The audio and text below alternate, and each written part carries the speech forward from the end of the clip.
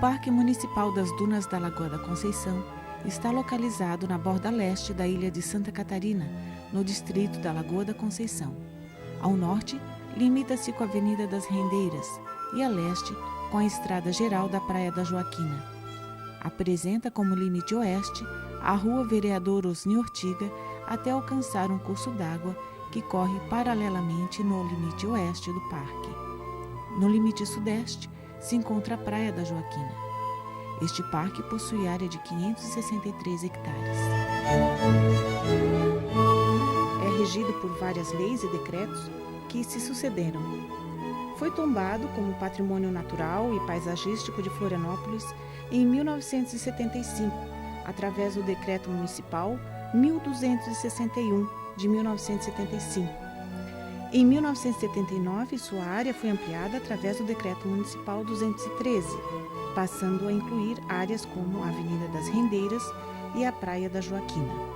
Além dessas leis, o parque ainda é protegido por leis federais e estaduais, demonstrando a importância da preservação desta área. Leis do Código Florestal, de 15 de setembro de 1965, citam que a vegetação de restinga é considerada de preservação permanente por sua ação fixadora. Esta vegetação também possui um valor ecológico, paisagístico e recreativo. No município, esta vegetação é protegida pela Lei nº 1316, de 1977, pelos mesmos motivos do Código Florestal. Como patrimônio natural e paisagístico, esses decretos proíbem qualquer atividade ou construções em sua área, sendo permitido apenas barracas de venda de artesanato típico junto à Avenida das Rendeiras, desde que devidamente autorizados pelos órgãos competentes. Finalmente, no dia 16 de setembro de 1988, a Prefeitura criou, através do Decreto Municipal 231, o Parque Municipal das Dunas da Lagoa da Conceição, incluindo todas as áreas anteriormente tombadas. Dentre os objetivos do parque está o aproveitamento de suas belas paisagens para atividades educativas, de lazer, de recreação e o desenvolvimento de pesquisas científicas.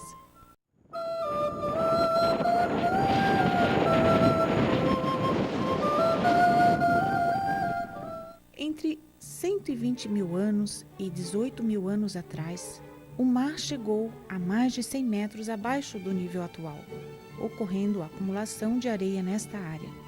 A partir daí surgem superfícies sedimentares, base da formação das primeiras dunas da região. No entanto, de 18 mil anos a 5 mil anos atrás, o nível do mar encontrava-se em torno de 3,5 metros acima do nível atual. Grande parte dessas superfícies estava submersa. A partir de 5 mil anos atrás, o mar se nivelou aos moldes atuais, ocorrendo mais acumulação de areia, constituindo-se nas dunas que conhecemos hoje.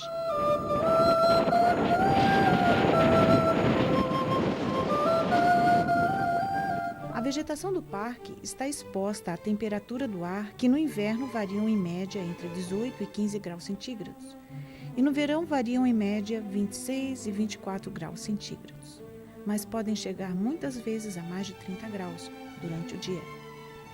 As chuvas em geral são bem distribuídas durante os meses do ano e no total variam entre 1.500 e 1.700 milímetros por ano. Apesar dessas condições de clima favorável ao bom desenvolvimento da vegetação, outros aspectos naturais tornam o parque bastante hostil à vida das plantas, fazendo com que a vegetação desenvolva adaptações para poder sobreviver. O vento sul e sudeste que vem do mar pode chegar a 80 km por hora, carregando areia que se choca com a vegetação, desenvolvendo um efeito abrasivo bastante forte. A umidade que vem do mar, trazida pelo vento, traz também sal marinho, que deposita sobre as folhas e a areia. Assim, essa vegetação também precisa estar adaptada à salinidade. A temperatura da areia, quando está exposta ao sol no verão, pode chegar a 60 graus centígrados. A umidade do ar, que ajuda a manter a temperatura mais estável, é bem mais baixa do que na Mata Atlântica, por exemplo. Essa diferença pode chegar a mais de 25%. A cor da areia indica que quase não há humus para nutrir a vegetação. O substrato de areia é muito pobre em nutrientes e não retém a água da chuva que infiltra rapidamente. Apesar de hostis, estas condições permitem a existência de uma grande diversidade de espécies adaptadas a viver neste ambiente.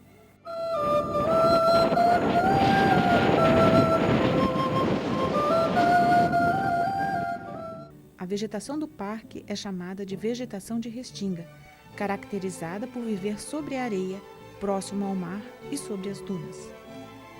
À medida que as dunas vão se tornando menos móveis ou mais fixas, ocorre a instalação de uma vegetação arbustiva, sucedida por vegetação mais densa e lenhosa, constituída por arbustos e arvoretas. As dunas podem estar soltas e livres de vegetação, capazes de serem movidas pelo vento. São chamadas de dunas móveis. Gramíneas como a espartina são as primeiras a tentar se estabelecer. São por isso plantas pioneiras. Com o seu estabelecimento, outras ervas também vêm a se desenvolver, tornando a duna parcialmente imóvel. Assim, outras dunas podem apresentar uma cobertura rala de plantas baixas ou rasteiras e são chamadas de dunas semifixas. Outras ainda apresentam-se cobertas pela vegetação arbustiva ou até arbórea. São as dunas fixas. Aí a vegetação é mais alta e densa e o ambiente é mais protegido do vento forte e do poder abrasivo da areia solta no ar.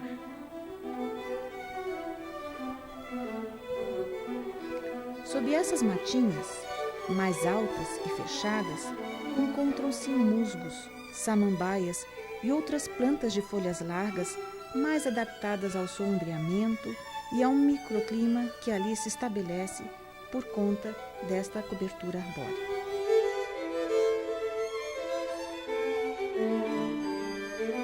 Dentro do parque não há córregos ou rios, mas ocorrem pequenas lagoas temporárias que são alimentadas pela água da chuva e pelo lençol freático, que aflora em vários pontos. Essas pequenas lagoas localizam-se nos pontos mais baixos do parque.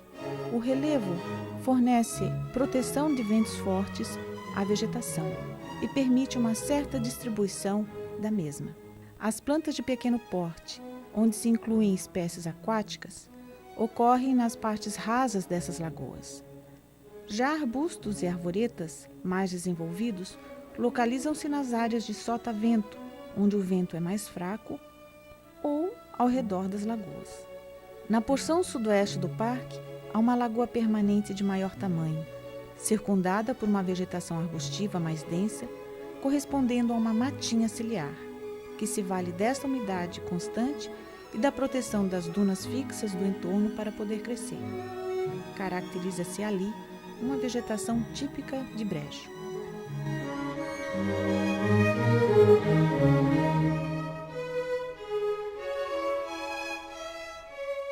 Há também a Lagoa de Evapoinfiltração, que faz parte do sistema de tratamento de esgoto da Lagoa da Conceição.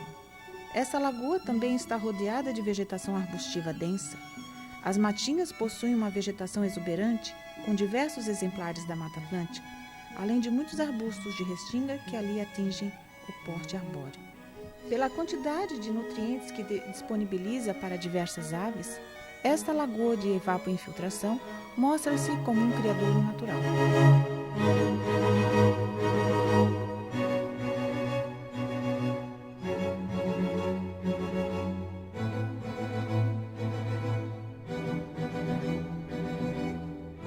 Dentre as adaptações das plantas a estas condições mais hostis, citamos o predomínio de folhas pequenas e endurecidas pela cera que produzem para evitar a desidratação. Outras, como o pepalanthus, possuem raízes curtas, adaptadas ao estresse hídrico.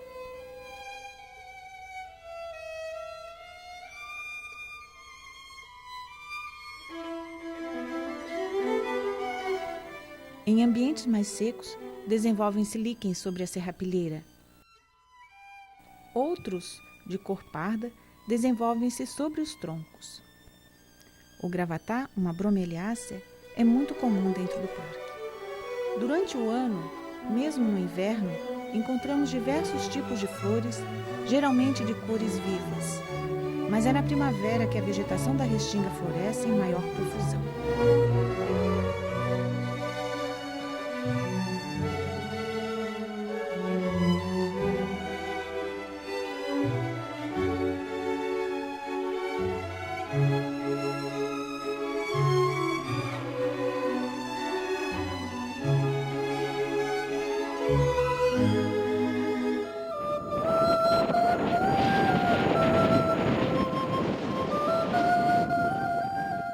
Um problema de grande relevância no parque é a dispersão natural do pinus, espécie exótica trazida do hemisfério norte.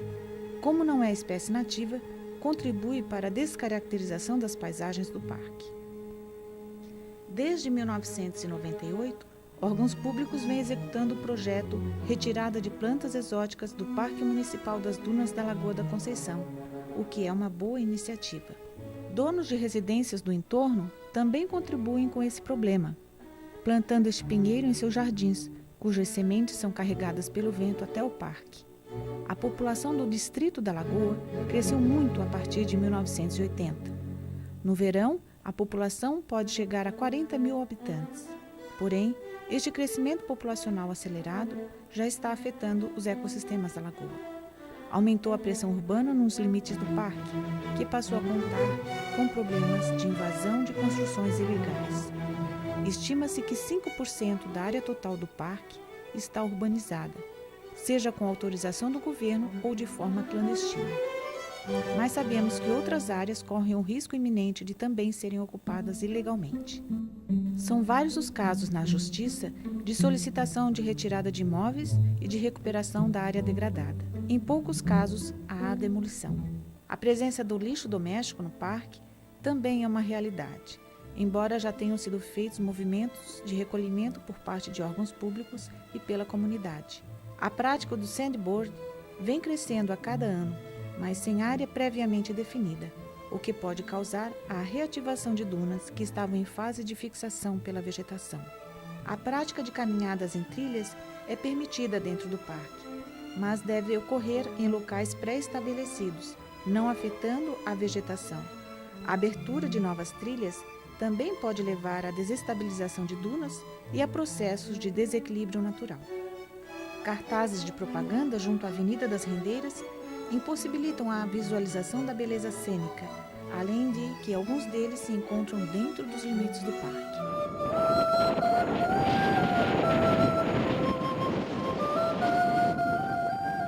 Tentando contribuir nesse sentido, sugerimos que as áreas mais preservadas, em azul no mapa, com vegetação de duna semifixa, matinhas e brejos, sejam consideradas como de máxima preservação, ou seja, como zona primitiva. As áreas com mínima intervenção humana, como as trilhas, por exemplo, e que estão em amarelo no mapa, sejam zonas de uso extensivo. As áreas para construções futuras de infraestrutura do parque, em roxo no mapa, seriam áreas de uso especial. As áreas para recreação e lazer, em verde escuro no mapa, podem ser áreas de uso intensivo. Em verde claro, sugerimos a zona de recuperação, pela presença de plantas exóticas e pastagem. Em vermelho, destacam-se as áreas urbanizadas, consideradas de uso conflitante. Sugerimos, para a concretização deste zoneamento, que se criem programas especiais que ordenem as atividades em cada uma das zonas descritas. Esperamos que as autoridades, a população do entorno e os visitantes ajudem a minimizar os problemas existentes, valorizando este precioso patrimônio natural.